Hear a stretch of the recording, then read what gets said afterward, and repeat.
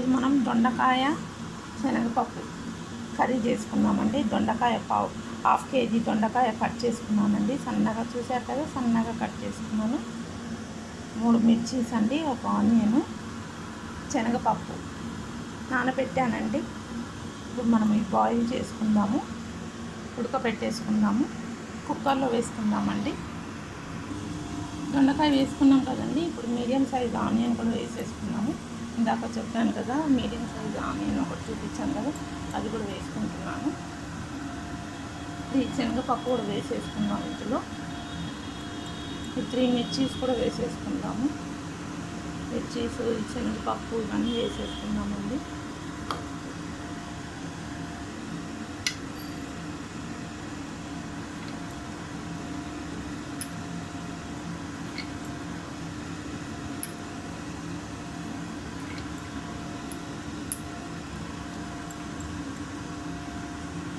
పసుపు వేసుకున్నామండి. పచ్చిమిర్చి కూడా వేసేసాను. పసుపు కొంచెం, కారం అండి, కారం కూడా వేసేసుకుంటున్నాను. అల్లం వెల్లి పేస్ట్ అండి, 1 స్పూన్ అల్లం వెల్లి పేస్ట్.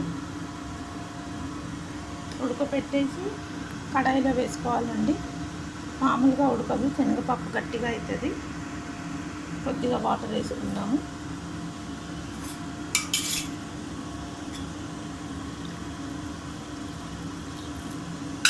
మూత పెట్టుకుందాము. ఒక 2 విజిల్స్ పెట్టుకుందామండి. స్టవ్ ఆన్ చేసుకుందామండి. మూత పెట్టేసుకుందాము. ఒక 2 విజిల్స్ పెట్టుకుందాము.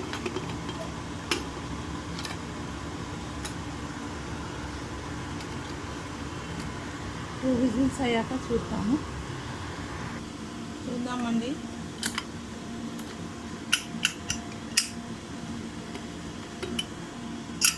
చూసారు కదా, బాగా ఉడికిపోయింది శనగపప్పు దొండకాయ అండి, ఉడికిపోయింది. ఇప్పుడు మనం తాలింపు చేసుకుందాము. కడాయి పెట్టుకుందాము. ఆయిల్ వేసుకుందామండి. ఒక పావు,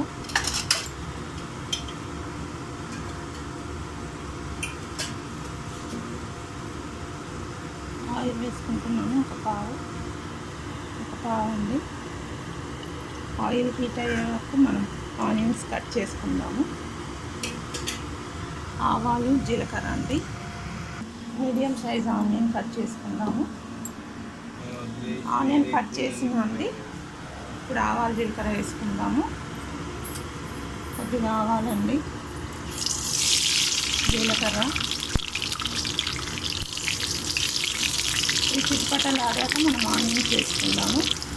ఆనియన్స్ వేసుకుంటున్నామండి. కరివేపాకు కూడా వేసుకుందామండి. కొంచెం 2 రెమ్మలు కరివేపాకు. ఇప్పుడు మనం ఆ దొండకాయ శనగపప్పు ఫ్రై అది ఉడికిపోయింది కదండి, అది వేసేసుకున్నాము. రుచికి సరిపడా సాల్ట్ వేసుకున్నామండి, మర్చిపోయాను నేను. సాల్ట్ వేసుకుందాము. రుచికి సరిపడా సాల్ట్ వేసుకున్నామండి. సాల్ట్ వేసుకున్నాము, కలిపేసుకున్నాము ఒకసారి. ఇందులో వేసేసుకోవాలండి. ఫ్రై కదా, బాగా కలిపేసుకోవాలి. చాలా బాగుంటుందండి, కమ్మగా. కలిపేసుకుందామండి. మూత పెట్టుకుందాము.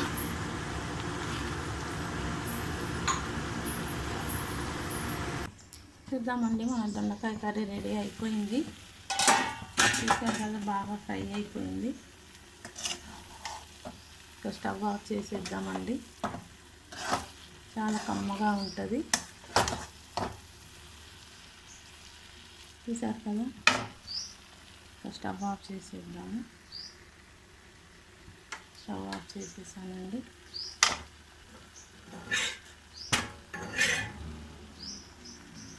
మీరు కూడా ఇలానే వెరైటీ డిష్లు చేసి తిని ఎలా ఉందో చెప్పండి. Thank you.